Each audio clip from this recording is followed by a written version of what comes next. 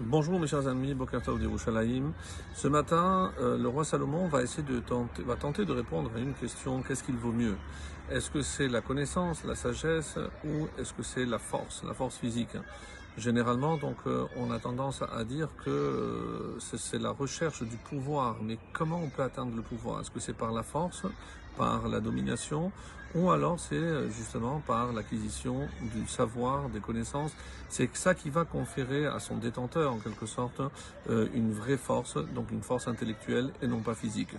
Alors, on était arrêté au verset 3, donc nous avions commencé le chapitre 24, donc on approche bientôt, Be'ezrat Hashem, de la fin de ce livre fabuleux et de ce voyage magnifique. Et on avait vu au verset 3, Bechorma Iban Ebayit, je reprends juste pour compléter.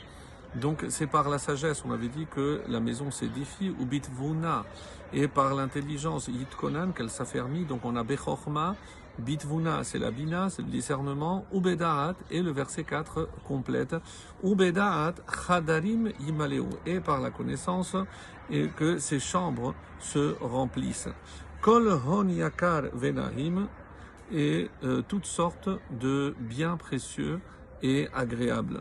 Donc ici, comme le Gaon de Vilna nous le fait remarquer, donc il y a les trois parties du cerveau qui sont Chochma, Bina et Da'at, qui correspondent à Neshama, au Ruach et au Nefesh, aux trois parties connues donc de l'âme.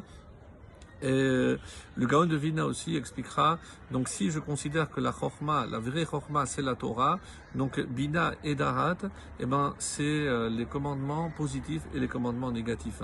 Donc je dois discerner pour savoir quoi faire et quoi pas faire, et Darat, c'est l'union, donc par l'action, c'est par la mitzvah assez que je m'unis à Hachem.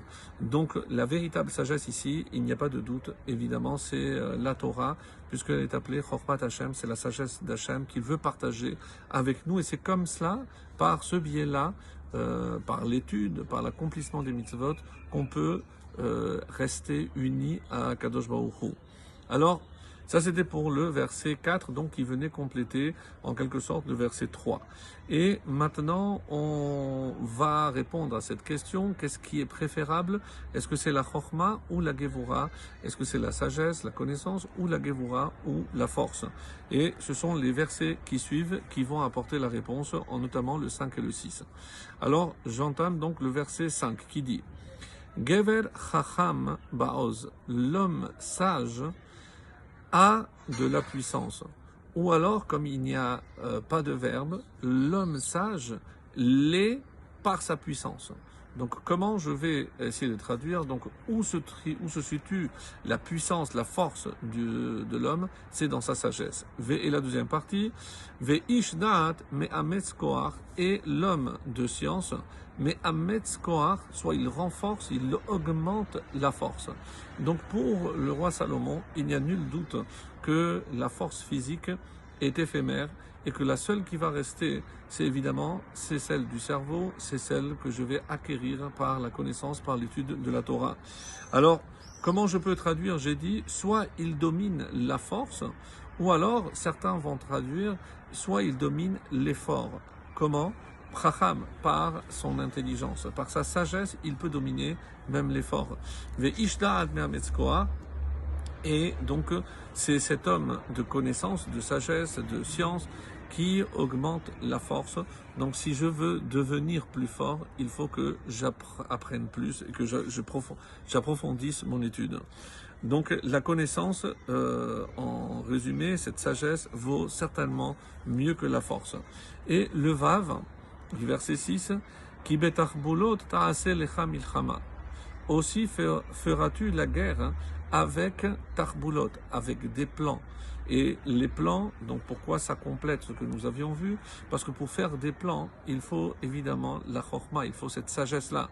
Donc si j'ai toutes les armes, les meilleures du monde, mais que je n'ai pas la sagesse pour m'en servir, donc aucune guerre ne sera remportée. Utshua berov yoetz, car le salut, la délivrance, et dans le grand nombre, Berov Yoetz, le grand nombre de conseillers. Donc pourquoi on a besoin de conseillers? Ce ne sont pas les hommes les plus forts physiquement, ce ne sont pas ceux qui manient peut-être de la meilleure manière les armes, mais il est une arme, on va dire, redoutable, hein. C'est évidemment la parole.